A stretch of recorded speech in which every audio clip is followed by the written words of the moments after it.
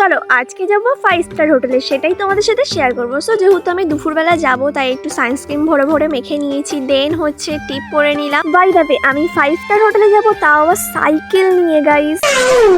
তো চলো তোমাদের সাথে মেনুটা শেয়ার করি। তো এত কিছু মেনু আমি মুখে বলছি না, তোমরা ভিডিওটা স্টপ করে দেখে নিও। দেন সন্ধ্যেবেলা আমি দাদার মেয়েকে রেডি করেছিলাম। আর হ্যাঁ, তোমাদের তো বলাই হয়নি, আমি এসেছিলাম আমার একটা জেঠুর বাড়িতে সো হরিনামে উপলক্ষে, আর আমাকে ওখান থেকে দিয়েছিল দাদা ভলেন্টিয়ার্স কার্ড। সো আমি ওখানে প্রথমে পৌঁছে দেখি প্রচুর লোক হয়ে গেছে আমাদের রেডি হয়ে যেতে যেতে। দেন ওখানে বেশ কিছুক্ষণ বসে হরিনাম শুনি, প্লাস একটু প্রসাদও খেয়ে নিই। আর তোমাদেরকে আর একবারও বলে দিচ্ছি, প্লিজ তোমরা ভিডিওটা স্টপ করে মেনুটা দেখে নিও। দেখতেই পাচ্ছ এখানে খাওয়ার জন্য কত মানুষ এসে লাইন দিয়েছে, তো কতটা ভিড় তোমরা দেখতেই পাচ্ছ। আর এখানে 5 থেকে 6,000 মানুষের আয়োজন করা হয়েছিল। এই যে ফাইনালি 12টা কি 12:30 দিকে আমি খেতেও বসে পড়েছি। এত কিছু আয়োজন, আমি তো খেতেই পারিনি কিছুই। দেন খাওয়া দাওয়া শেষে খেয়েছিলাম আইসক্রিম। তো ভিডিওটা এখানেই শেষ করছি। রাধে রাধে।